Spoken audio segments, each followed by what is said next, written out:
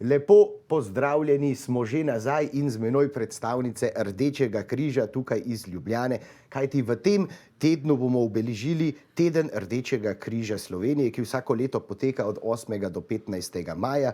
Rdeči križ Slovenije, ki letos praznuje že 155. leto delovanja na Slovenskem, je prvi pomočnik skupnosti v humanitarnih zadevah in vsako leto pomaga vsakemu 10. prebivalcu Slovenije. V svoji družbi pa lepo pozdravljam Nevenko Lekše, predsednico, in Klaro Golob, strokovno sodelavko. Lepo pozdravljeni, kako smo?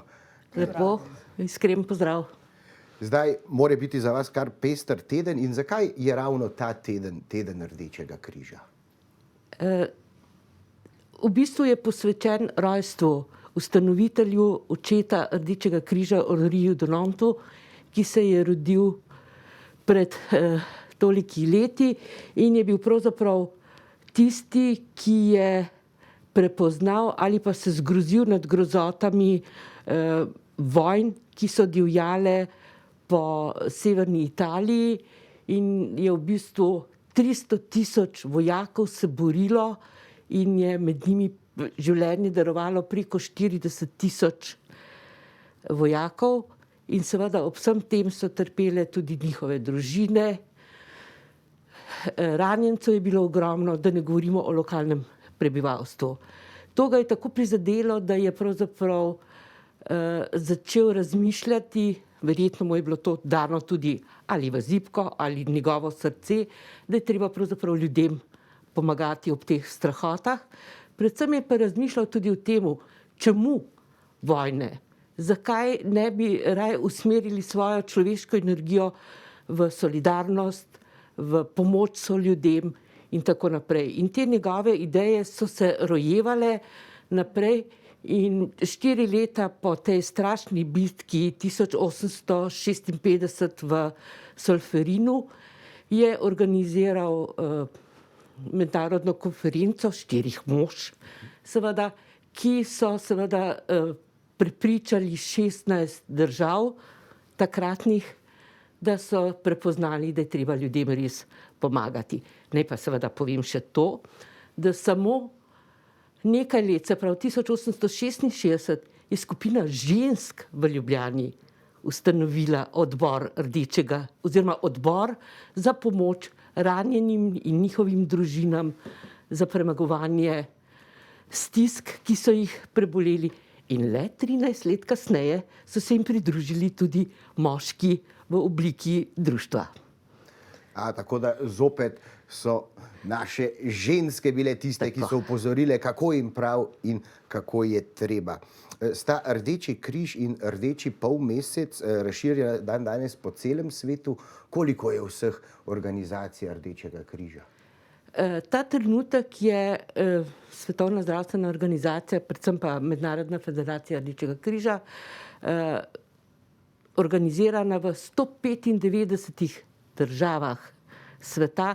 To pomeni skoraj, bi lahko rekli 100%, ampak 98 in še nekaj procenta držav sveta je organiziranih v to humanitarno, največjo humanitarno organizacijo, ki, saj po Dunantovem, naj bi ne delovale na tak način, ker bi imeli mir v svetu, ker bi živeli v blagostanju, vendar žal tudi danes vidimo, da njegove srčne želje, da bi se svet spremenil, preoblikoval, seveda se to ni zgodilo. Danes vidimo tako v naši soseščini, še nekaj let nazaj smo imeli te grozote beguncev, ki niso mogli preživeti v svojih državah in so iskali svobodo in srečo pod tem soncem. Ampak zgleda, da je človeštvo pač tako, da se samo uničuje. Ja, verjetno bo zelo veseli dan, nekoč v prihodnosti, se nadejamo, ko ne bo več lačnih in pomoči potrebnih in boste lahko na Rdečem križu rekli, veste kaj, mi pa zapiramo. Verjetno ne boste, boste preusmerili, se bo lahko Rdeči križ potem preusmeril v nekakšne drugačne aktivnosti, v drugačne ambasadorje, vendar če ljudje ne bi pomagali pomoči Rdečega križa, ne, takrat bi potem lahko rekli, da pa živimo v neki sočutni družbi, ki si medsebojno pomaga, kjer ni lačnih in revnih in pomoči potrebnih, ampak še dobro, da danes imamo Rdeči križ. Veste, mene je vedno zanimalo, ne, a iz Rdečega križa pride tudi ta Rdeči križ, ki ga vsi poznamo zdaj iz bolnišnic in bolnišniških avtomobilov, ne? Ja, tako, čeprav v bistvu federacija je zaščitila Rdeči križ. Zdaj jaz ne bom rekla, da gre za zlorabo nekaterih inštitucij, mogoče je bolj nepoznavanje same vsebine Rdečega križa, ampak če smo vsi tisti, ki imamo znak Rdeči križ, pravzaprav usmerjeni za to, da pomagamo ljudem, potem kar vsi nosimo Rdeči križ na svojih oblačilih ali še kje drugje. In naj se mogoče, da sam toliko še navežem, ja, vsi nas bolj prepoznavajo po tej humanitarni in tej pomoči, se pravi, socialno ogroženim, ampak mislim, da imamo še ogromno drugega poslanstva, to bo še pol kolegica tudi povedala. In se mi zdi, da se premalo govori o tem, ali smo premalo prepoznavni. Poglejte, če samo omenim krvodajalstvo kot eno najplemenitejših dejanj, kot človek daruje del sebe zato, da drugemu reši zdravje ali življenje. In to ne glede na to, ali bomo bogati ali revni, kri bomo vedno potrebovali za reševanje življenj. Potem imamo še usposabljanje prve pomoči.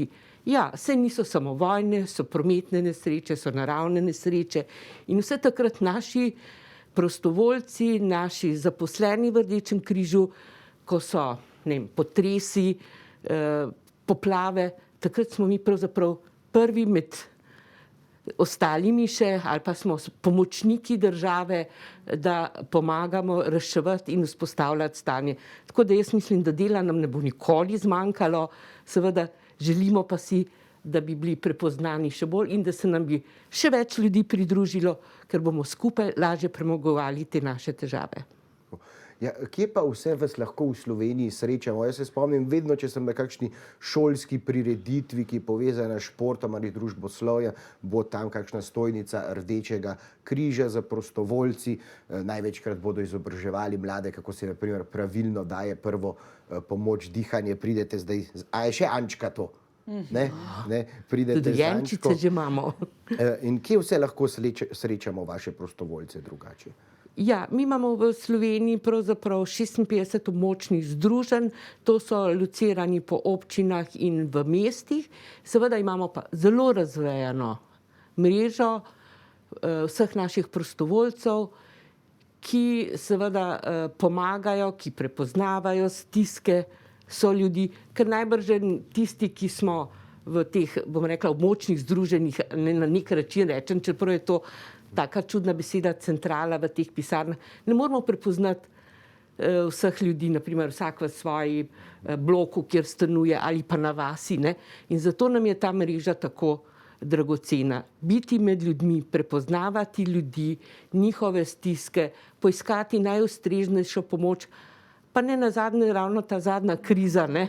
Epidemija nam je pravzaprav naravnost narekovala, da smo še bolj združili znanje, pomoč, solidarnost, humanost, da smo šli od človeka do človeka, da smo spraševali, kaj kdo potrebuje, da smo dostavljali hrano, da so naši prostovoljci šli v lekarne, da so starejšim, onemoglim, nepokretnim prinesli zdravila, pa tudi tisti, ki nimajo avtomobilov, vsi niso mobilni na tak način, sploh ker so bile naše občinske meje zaprte in tako naprej. In tu se mi zdi, no, da smo pravzaprav bili med prvimi, pa da seveda omenim to, da smo pravzaprav se pridružili vsem tistim zdravstvenim delavcem in delavcem v domovih za starejše, da smo jih skušali z svojim znanjem, svojimi močmi, svojim vedenjem pomagati, jih razbremeniti pri njihovem težkem delu, tako da so bili naši prostovoljci prisotni tako v bolnišnicah, domovih za starejše in še kje drugje. Bilo nas je povsod dovolj, ampak najbrž še vedno premalo. Tako, bilo vas je povsod dovolj, najbrž še vedno premalo, kajti med epidemijo ste imeli verjetno res polne roke dela, ne, da ste pomagali ljudem, tako kot zdravstvenim delavcem. In kako se pa lahko včlanimo v Rdeči križ? kako lahko ostali ljudje pomagamo, kako lahko postanemo prostovoljec? Prostovoljec lahko vsak postane, ki čuti nekaj, da kot človek lahko pomaga človeku. Mislim, da je to tisto najpomembnejše. Seveda pa te formalnosti so, naprimer, da se včlani v Rdeči križ na podlagi pristopnice, da plača nenazadnje tudi 5 evrov članarine letno. Predvsem pa mislim, da s svojim obnašanjem, vedenjem, širjenjem idej o Rdečem križu, temeljnih načel, ki jih imamo v Rdečem križu, ki jih je v bistvu sprejela svetovna, se pravi Mednarodna organizacija Rdečega križa. In mislim, da vsak s svojim vsakodnevnim obnašanjem, vedenjem pravzaprav je lahko član Rdečega križa. Prostovoljci pa seveda še dodatno mi jih sproti tudi usposabljamo, da prepoznavajo stiske, da vejo, na kakšen način pristopiti k ljudem. Nenazadnje, se o tem bo še Klara kaj več povedala, so bile stiske tudi otrok sedaj ob tej epidemiji. Mi smo iskali ljudi, strokovnjake, ki so bili pripravljeni pomagati učencem na šolanju v daljavi, potem pomagati z inštrukcijami tistim, ki so bili v stiski in starši niso znali, niso zmogli pomagati, da so lahko kolikor toliko sledili šolskemu programu. Predvsem pa tudi ljudje so zdaj zaradi zmanjšanja ali pa slabe komunikacije, ki je bila posledica ukrepov in seveda tega zločestega virusa, ki je pravzaprav napovedal vojno človeštvu, bi lahko rekli, če se izrazim, ker smo začeli z vojno v Solferinu. Da v bistvu je, da so na ta način pravzaprav pomagali tudi reševati psihosocialne stiske, ki smo jih nekateri doživljali in si sami nismo znali ali pa naši bližnji pomagati.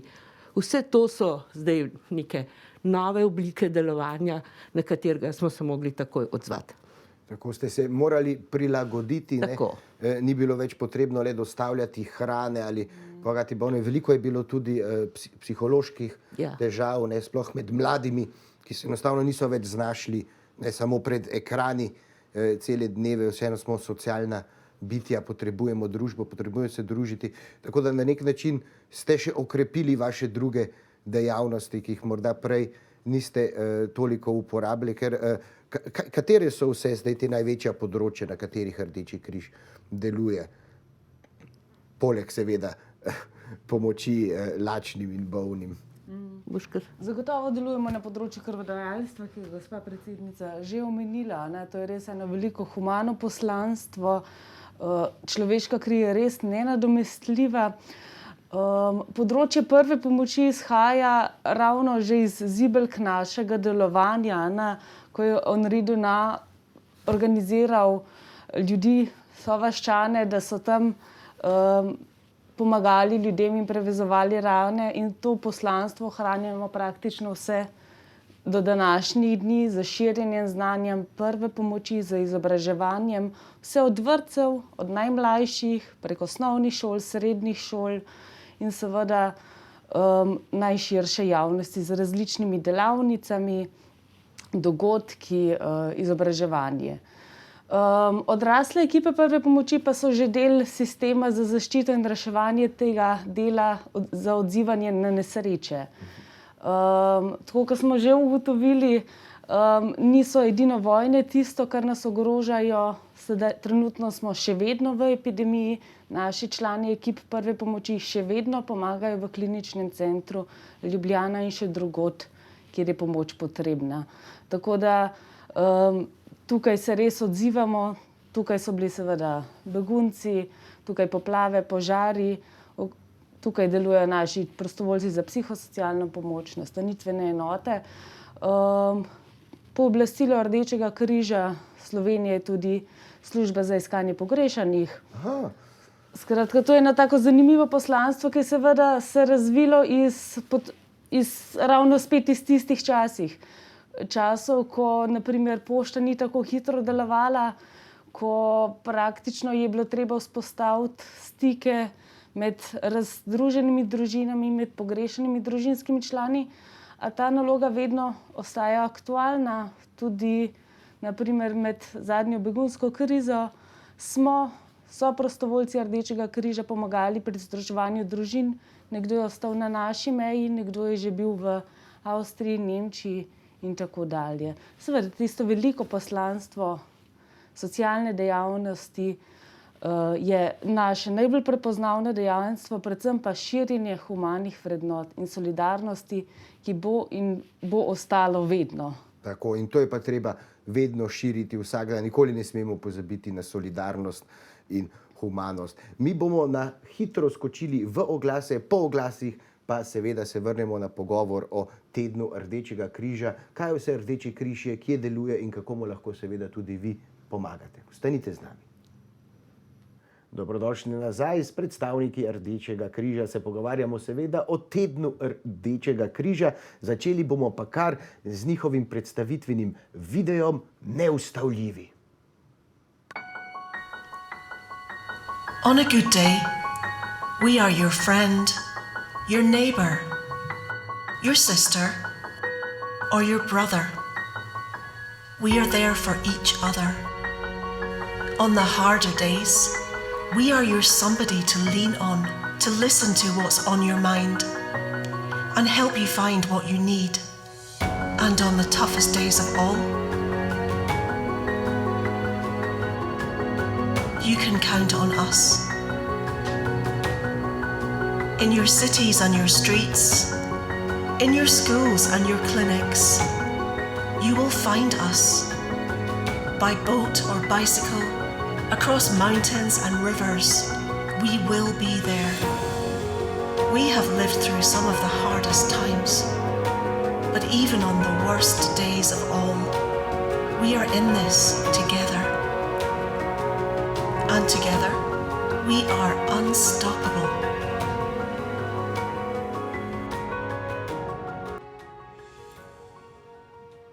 Kako lepa imenitna misel. Ja? Skupaj smo res lahko neustavljivi. Ne? Ko se ljudje zedinijo, združijo v skupni misli, skupnim ciljem, nas res nič ne more ustaviti. Ne?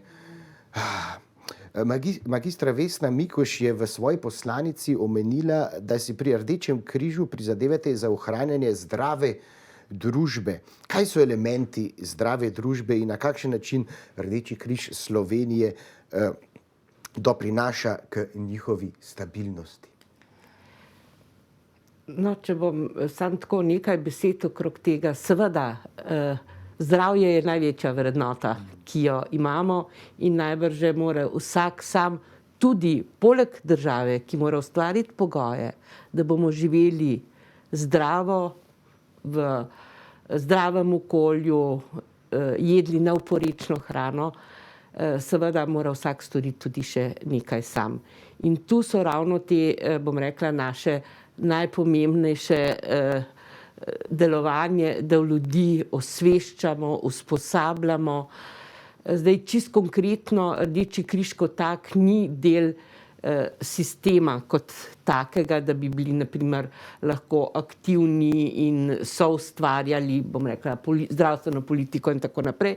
Vendar preko naših članov, ki delujemo po raznih organih, skušamo seveda tudi vse te naše vrednote unesti v to zakonodajo, ampak bom včasih malček zlobna, samo vedno nismo uslišani. In ravno to, ker je tudi v poslanici zapisala najbrž željo predsednica, da bi tudi vplivali pri financiranju, da bi to zagotavljalo, da bi dejansko vsak prebivalec in prebivalka Slovenije imel dostop do zdravstvenih storitev. Žal ugotavljamo, da je prvič, da vsi niti ne morejo več vplačevati prispevkov, da vsi niti ne morejo več priti do izbranega zdravnika in se ravno zdajle pri nastajanju evidenc za cepljenje pravzaprav dokazalo, kakšen manko je. In tu si jaz resnično želim, da bi mogoče tudi kot Rdeči križ lahko bolj vplivali, ker skozi to pravzaprav pridemo do stisk ljudi. Naj povem, da zdaj že kar nekaj let se ljudje na nas obračajo tudi zato, da jim doplačujemo dopolnilno zdravstveno zavarovanje, ne. Mi ne smemo reči, da nam je v Sloveniji v zdravstvu vse brezplačno. Ni res. Pozabljamo na to, da iz svojega žepa doplačujemo dopolnilno zdravstveno zavarovanje. In kjer je, na primer, 4-članska družina, ta prispevek ni tako majhen, 37 ali pač evrov gor ali dol, glede na zavarovalnice, je kar velik strošek za družino. In seveda, zdaj, dokler nisi bolan, mogoče tega toliko ne občutiš.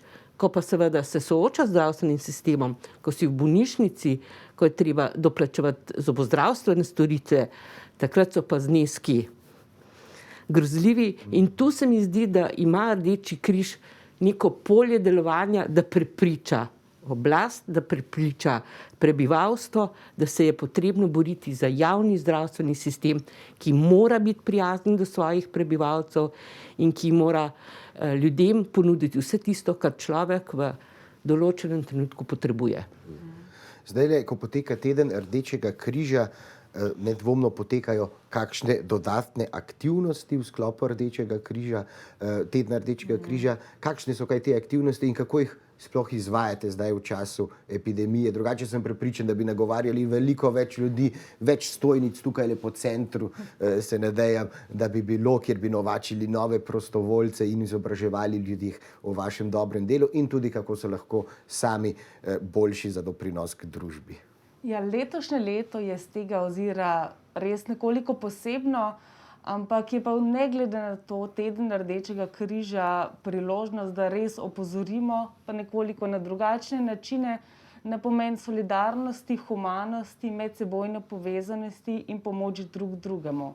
Tudi zadnje leto in pol nam ravno to sporoča, ne? In menim, da smo teden Rdečega križa praznovali oziroma obeleževali praktično skozi celotno leto z konkretnimi dejanji, ki so znova pokazali, kako pomembna je angažma posameznika, angažma skupnosti, angažma družbe. Seveda, kljub vsemu nekaj aktivnosti bodo tudi sedaj potekalo, krvodajalske akcije izvajamo na prilagojene načine, ozaveščanje, stiki z ljudmi, tudi kakšne sprehodi, delavnice na prostem, tisto, kar je v trenutnih razmerah seveda možno. Letošnje leto teden Rdečega križa poteka pod sloganom Rešimo križe in težave, ki je opozarjal ravno na ta ključni namen. Skupaj rešujemo težave tam, kjer nastajajo, na njih se odzovemo in pomagamo, da gremo skupaj naprej. Kako pa prepoznate v bistvu potrebe skupnosti? Ne, kako veste, kje so pa zdaj tukaj nastajajo nove težave, kje je, da je ljudem težko? Kajti ljudje velikokrat ne želijo povedati, ne, ali pa niti ne vejo, da je nekdo na voljo, ki jim lahko pomaga. Ja, to vprašanje je razmeroma kar kompleksno, ne? Ker potrebe so res raznolike, raznovrstne, odvisne od različnih skupnosti in predvsem ljudem. Kot je pokazala epidemija, smo se v času velikokrat reorganizirali, naslavljali potrebe tam, kjer so nastajale. Na začetku so šli naši prostovoljci na mejo, tam pomagali, potem so se organizirali v lokalni skupnosti, kot že rečeno, z dostavami na dom, oskrbovanjem, psihosocialno pomočjo, informiranjem, širjenjem informacij, da smo se lažje spopadli z prvim valom epidemije, ki je bil za vse nas praktično res ena velika neznanka. Tako kar malce šoka, ne, smo imeli vsi skupaj, ne, še nismo vedeli, kako se lahko premikal, kaj pričakovati, ne, in na nek način je še zmeraj malce tako se bi zdi v zraku. Nekatere stvari so se spremenile, več vemo, vseeno pa za tiste, ki so najbolj ranljivi člani družbe, pač ostajajo določene stvari težje dosegljive.